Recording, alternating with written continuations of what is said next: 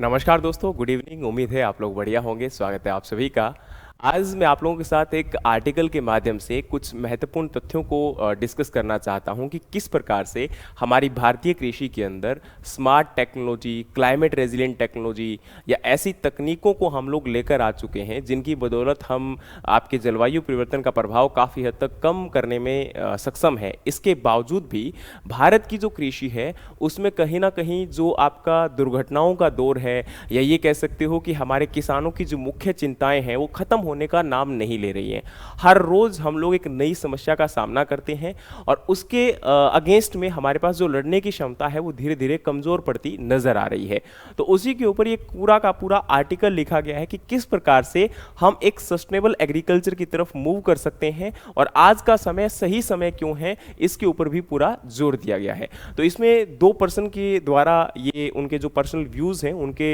Views को ही यहाँ पर मेंशन किया गया है। एक अमरिंदर रेड्डी जी हैं और दूसरे तुलसी लिंगा रेड्डी जी हैं। तो इसमें जो रेड्डी यहाँ पर हैं वो जॉइंट डायरेक्टर हैं आपके policy support research ICR national institute of biotic resource management stress management आपके रायपुर में, और लिंगा रेड्डी जो हैं वो आपके सीनियर इकोनॉमिस्ट हैं sustainable finance and agriculture Mumbai के अंदर। तो यानी कि अब इन दोनों रिनोड पर्सन के द्वारा जो काफ़ी महत्वपूर्ण व्यूज दिए गए हैं उनको हम लोग समझते हैं और साथ में हम एग्रीकल्चर में क्या बदलाव कर सकते हैं उनको भी हम लोग ध्यान करते हैं। अच्छा, इन्होंने सबसे पहले क्या मेंशन किया है, एक रिपोर्ट के बारे में जिक्र किया है। Centre for science and environment की रिपोर्ट है और उस रिपोर्ट के अंदर बताया गया है कि हमारे देश के अंदर 2024 में लगभग जो आपके एक साल के 365 दिन होते हैं उनमें से 294 दिन जो हैं उनमें एक्सट्रीम वेदर की घटनाएं जो है वो रिकॉर्ड की गई, लेकिन ये घटनाएं 2025 में बढ़कर 331 हो चुकी हैं। इसका मतलब है कि हमारा जो एग्रीकल्चर सिस्टम है वो हर रोज कहीं ना कहीं आए दिन किसी न किसी प्राकृतिक आपदा का सामना करता है। अच्छा, प्राकृतिक आपदा के रूप में बाढ़, सूखा ये तो है ही है, इसके अंदर आपके जो एक्सट्रीम जो वेदर इवेंट होते हैं यानी कि एकदम से आकस्मिक हमारे जो मौसम के अंदर बदलाव आते हैं, कभी ओलावृष्टि का होना, कभी जो है बारिश का बहुत ज़्यादा तेज होना, इंटेंस रेनफॉल जिसको हम लोग बोल सकते हैं, मिट्टी का क्षरण होना, या इसके अलावा धीरे धीरे सूखे के कारण या आपका इवेपोर ट्रांसपिरेशन ज़्यादा होना, टेम्परेचर का ज़्यादा होना, ये सारी घटनाएं लगातार जो है पिछले कुछ सालों के अंदर बढ़ती हुई नजर आएंगी। और उसका एक मुख्य कारण भी हम किसी न किसी प्रकार से आपके क्लाइमेट चेंज को मानते हैं, जलवायु परिवर्तन को मानते हैं। और इस जलवायु परिवर्तन के समक्ष लड़ने को लेकर हमारे भारतीय कृषि संस्थान से लेकर हमारे भारतीय सरकार के द्वारा बहुत सारे एफर्ट भी लगाए गए हैं। किसान भी लगातार नई नई तकनीक और नई नई इनोवेशंस को अडॉप्ट कर रहे हैं। इसके बावजूद भी ये जो आपके कहीं ना कहीं प्रॉब्लम्स हैं, समस्याएं हैं, वो खत्म होने का नाम नहीं ले रही हैं। तो इसके ऊपर हमें अब पूरा गौर करना होगा, विचार करना होगा कि कैसे इन इवेंट्स के जो इफेक्ट है उनको कम करें। तो अब यहां पर इन्होंने कहा है कि प्रेजेंट टाइम में एक और आपका जो है रिसेंट आपने सुना होगा कि हमारा आईएमडी यानी कि इंडिया मेट्रोलॉजिकल डिपार्टमेंट के द्वारा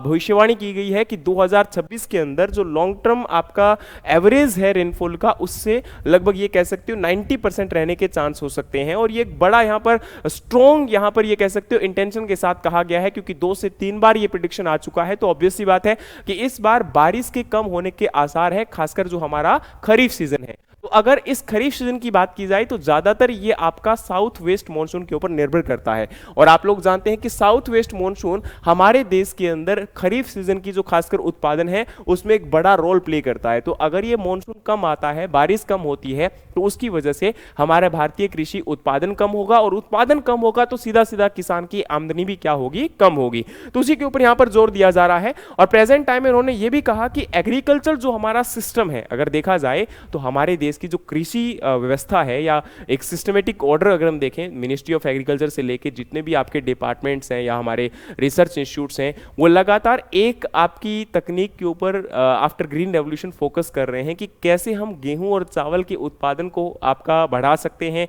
या शुगरकेन प्रोडक्शन इंक्रीज कर सकते हैं। यानी कि ज्यादातर इस चीज के ऊपर ध्यान दिया जा रहा है कि वाटर इंटेंसिव जो क्रॉप आपकी है जिसके अंदर रिसोर्सेज का बहुत ज़्यादा यूज़ होता है, जैसे पानी की बात करें तो इसमें काफ़ी कंजप्शन ज़्यादा है, शुगरकेन के अंदर वाटर कंजप्शन ज़्यादा है, तो इनके अंदर आपका रिसोर्सेज का यूज़ एफिशिएंसी कहीं ना कहीं बहुत कम है। और ये आपके रिसोर्स कंजप्शन या रिसोर्स इंटेंसिव क्रॉप हम इनको कह सकते हैं। और ऐसी फसलों की वजह से लगातार हमारा जो भूजल यानी कि ग्राउंड वाटर लेवल कम होता जा रहा है, और कहीं ना कहीं बायोडाइवर्सिटी या जो इकोसिस्टम है उसके ऊपर एक नेगेटिव इंपैक्ट हमें देखने को मिल रहा है, नकारात्मक प्रभाव हमें देखने को मिल रहा है।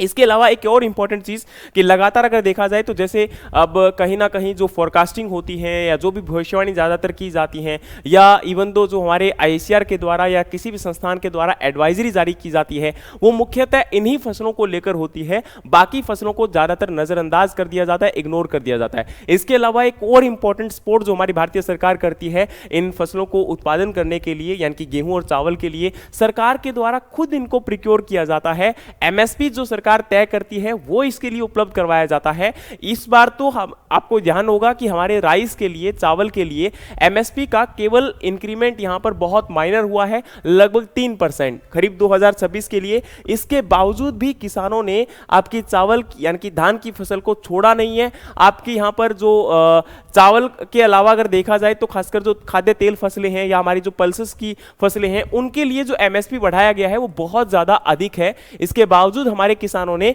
उन फसलों को नहीं अडॉप्ट किया। कारण क्या है? क्योंकि जो आपकी पल्सेस और ऑयलसीड क्रॉप्स होती हैं, इनकी उपज बहुत कम होती है, जिसकी वजह से उतना उत्पादन निकल कर नहीं आ पाता। और प्राइस अच्छा होने के बावजूद भी जो एक प्रकार से अगर हम इनको कंपैरेटिवली देखें तो राइस ज्यादा उत्पादन देता है, ज्यादा इनकम देता है किसान को, क्योंकि उसकी बहुत सारी ऐसी वैरायटीज और किस्में हमारे संस्थानों के द्वारा विकसित की गई हैं जो उनके क्षेत्र के अंदर बेहतर उत्पादन देने में सक्षम भी हैं और किसान की आमदनी भी स्ट्रांगली जो है कहीं ना कहीं सपोर्ट कर पा रही हैं। लेकिन वहीं दूसरी तरफ अगर देखा जाए तो ना तो सरकार के द्वारा अब इन ऑयलसीड और पल्सेस का प्रिक्योरमेंट होता है। हाँ, कुछ एक फसलें हैं जो पिछले 1-2 साल से सरकार प्रिक्योर करने लगी है, लेकिन उनमें जब पोर्टल्स में दिक्कत आती है तो फिर वही समस्याएं किसानों को सामना करना पड़ता है और मजबूरीवश किसानों को जो है पल्सेस और ऑयलसीड्स को डिस्ट्रेस सेल करना पड़ता है, यानी कि कम दाम पर उनको फसलें बेचनी पड़ती है, जो कि कहीं ना कहीं मार्केट डिमांड और सप्लाई के ऊपर निर्भर करता है। तो यह चीज जरूरी है कि यहां पर सरकार क्या करे, अब ये डायरेक्टली सपोर्ट में आए इन फसलों के प्रिक्योरमेंट के लिए, इन फसलों के लिए फर्दर जो आपकी वैल्यूडेशन प्रोसेसिंग के लिए, क्योंकि अगर सरकार जब तक सपोर्ट नहीं करेंगे तो किसान इन फसलों को नहीं अडॉप्ट कर पाएंगे, नहीं ग्रो कर पाएंगे, जिसकी वजह से हमारा जो कृषि क्षेत्र है वो कहीं ना कहीं आने वाले समय में और ज्यादा वल्नरेबल हो सकता है इन वेदर इवेंट्स के कॉन्टेक्स्ट में। और आपका कहीं ना कहीं बायोडाइवर्सिटी कॉन्टेक्स्ट अगर देखा जाए तो बहुत ज्यादा यहां पर हमारे इकोसिस्टम के ऊपर इसका इंपैक्ट देखने को मिल रहा है। और नेक्स्ट इंपॉर्टेंट यहां पर प्रायोरिटी जो है वो रिसर्च एंड डेवलपमेंट के ऊपर ध्यान देनी चाहिए, क्योंकि देखो मैंने जैसे ऑलरेडी कहा कि पिछले कुछ सालों से खासकर हरित क्रांति के बाद भारत के अंदर गेहूं और चावल या फिर शुगरकेन जैसी मुख्य फसलों के ही वेराइटीज के ऊपर जोर दिया गया। ज्यादातर बहुत सारी वेराइटीज ऐसी हैं जो इन फसलों की उत्पादित की गई हैं। जैसे अगर बात करें तो पिछले 2014 से लेकर 2025 के बीच में 2661 अलग अलग फसलों की वेराइटीज को डेवलप किया गया है जो कि क्लाइमेट रेजिलिएंट है। क्लाइमेट रेजिलिएंट का मतलब क्या होता है? ऐसी किस्में जो कि हमारी बदलती हुई जलवायु के समक्ष भी प्रतिरोधक क्षमता रखती हैं और उनके अंदर भी बेहतर उत्पादन देने की क्षमता इनके अंदर होती है। लेकिन आज भी बहुत सारी जरूरत है कि हमारी जो पल्सेस या फिर जो कहीं ना कहीं लेस वाटर कंज्यूमिंग क्रॉप हैं या ड्रॉट एंड हार्डी क्रॉप्स हैं, उनको हम और ज्यादा उनके ऊपर ध्यान दें, उनकी प्रोडक्शन के ऊपर, उनकी प्रोडक्टिविटी के ऊपर, इनकी क्वालिटेटिव जो आपका पार्ट है उसके ऊपर फोकस करें, ताकि ये फसलें जब किसान उत्पादित करेंगे इनके लिए ज्यादा बेटर सपोर्ट अगर किसान को मिलेगा तो किसान यहां पर खुद तो आमदनी बढ़ा ही पाएगा, साथ में इस पर्यावरण को भी बचाएगा और जो हमारी मिट्टी लगातार कहीं ना कहीं खराब होती जा रही है उसको भी ये कोशिश करेंगे कि कहीं कहीं उसको हम बदल सकें, उसको चेंज कर सकें, उसको इंपैक्ट को कम कर सकें। फिर बारी आती है जी स्केल ऑफ द फंडिंग। अब देखो रिसर्च एंड डेवलपमेंट के लिए सबसे ज्यादा इंपॉर्टेंट है कि जो आपकी वैरायटीज है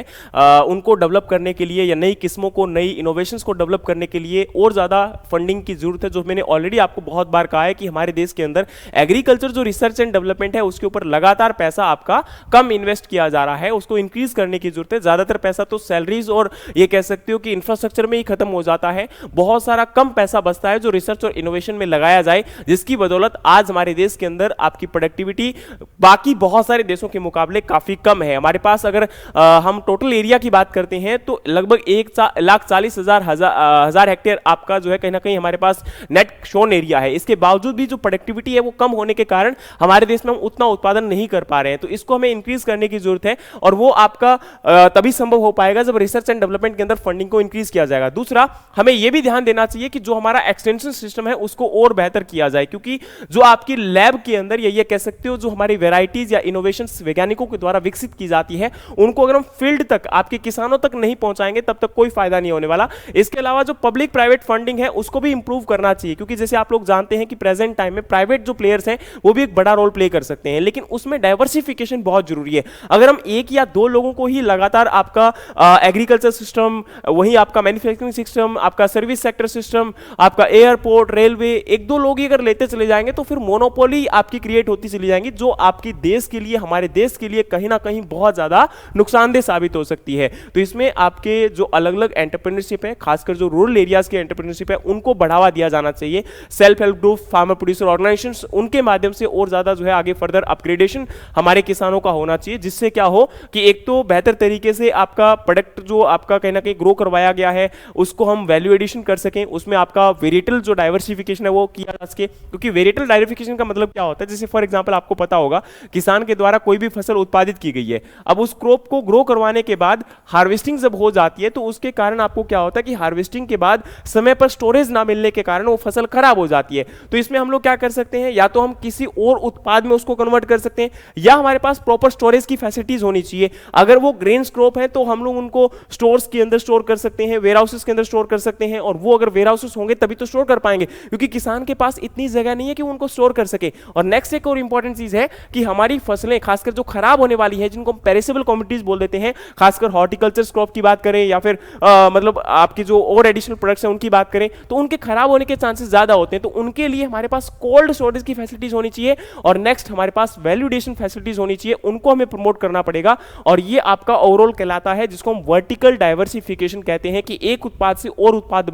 बनाकर और उनको मार्केट के अंदर बेचना। और इसके लिए ज्यादा और इंपॉर्टेंट, महत्वपूर्ण बन जाता है कि यहां पर सरकार को एफर्ट्स लगाने होंगे कि e commerce, warehousing, logistic जो सर्विसेज है उनको बेहतर किया जाए। और इसके अलावा जैसे प्रेजेंट टाइम के अंदर किसानों के द्वारा ऑर्गेनिक प्रोडक्ट्स जो ग्रो करवाए जाते हैं, उनके लिए भी बेहतर मार्केटिंग की फैसिलिटीज जो है वो हमारी सरकार को एंश्योर करनी पड़ेगी, ताकि किसान अब जब फसल को उत्पादित कर ले तो उनको बेचने में समस्या ना आए, जिसका सामना बहुत लंबे टाइम से हमारे किसान कर रहे हैं। डेफिनेटली ई-नैम जैसी फैसिलिटीज को इंप्रूव किया गया है, लेकिन आज भी जो इंफ्रास्ट्रक्चर है हमारी मार्केटिंग का, लॉजिस्टिक सर्विसेज का या स्टोरेज फैसिलिटीज का, वो बहुत लैग करता है और उसको सुधार किए जाने की जरूरत है। और एक बात और यहां पर इंपॉर्टेंट आ जाती है कि आज हमारे देश के अंदर जो आपका एडवांस वेदर फोरकास्टिंग सिस्टम है उसको और ज्यादा मजबूत करने की जरूरत है, और खासकर रियल टाइम जो आपकी क्रॉप एडवाइजरीज होती हैं उनको किसानों को उपलब्ध किया जाए। जैसे आप लोग जानते हैं कि प्रेजेंट टाइम में हम लोग हर बात के लिए बोल देते हैं कि फॉर एग्जांपल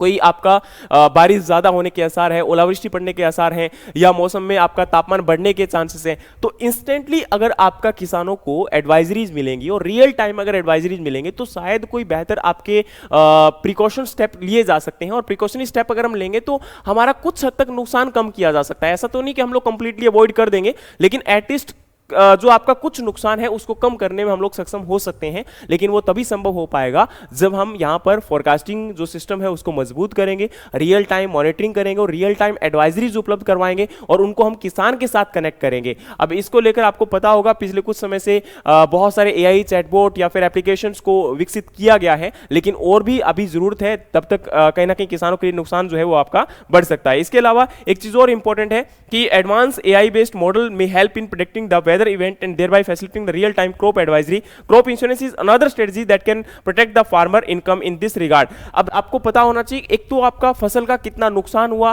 कितना जो है उसके अंदर प्रॉब्लम आई, वो सब भी हमारा यहाँ पर जो है एआई बेस्ड अगर हम लोग सिस्टम के साथ या उसको जनरेट करेंगे, उसको आइडेंटिफाई करेंगे, डेटा को कलेक्ट करेंगे और उसके अकॉर्डिंग डिसीजन लेंगे तो वहां पर और ज्यादा फायदा हो सकता है। खासकर यहाँ पर प्रधानमंत्री फसल बीमा योजना जो है इसके माध्यम से भी किसानों को सपोर्ट किया जा सकता है। 2016 में ये स्कीम लॉन्च की गई थी और आपका हर साल 2018 तक अगर देखा जाए प्रधानमंत्री फसल बीमा योजना के पोर्टल के अकॉर्डिंग तो 25 से 30 या 31 मिलियन हेक्टेयर एरिया ही हमने हर साल कवर किया है। और जबकि अगर देखा जाए तो 220 मिलियन हमारे पास ग्रोस क्रॉप्ड एरिया है। ग्रोस क्रॉप्ड एरिया का मतलब क्या होता है? देखो, नेट क्रॉप्ड एरिया का मतलब होता है कि जब हमारे पास टोटल आपका क्षेत्रफल कितना है, कृषि योग्य भूमि कितनी है, और ग्रोस क्रॉप एरिया का मतलब होता है कि कितनी बार हम उसके ऊपर बिजाई कर चुके हैं। जैसे अगर आपके पास 2 एकड़ जमीन है तो वो 2 एकड़ ही आपके पास नेट एरिया है, लेकिन आपने खरीफ में भी 2 एकड़ में ग्रो करवाया, रबी तभी में भी आपने 2 एकड़ में ग्रो करवाया, तो आपका ग्रोस क्रॉप एरिया कितना हो गया, आपका 4 एकड़ हो गया। तो उसी के अकॉर्डिंग यहां पर क्या है कि हमारे पास टोटल 220 मिलियन हेक्टेयर एरिया आपका क्या है, ग्रोस क्रॉप एरिया है। इसके बावजूद तुम्हारी रीच है वो बहुत कम है,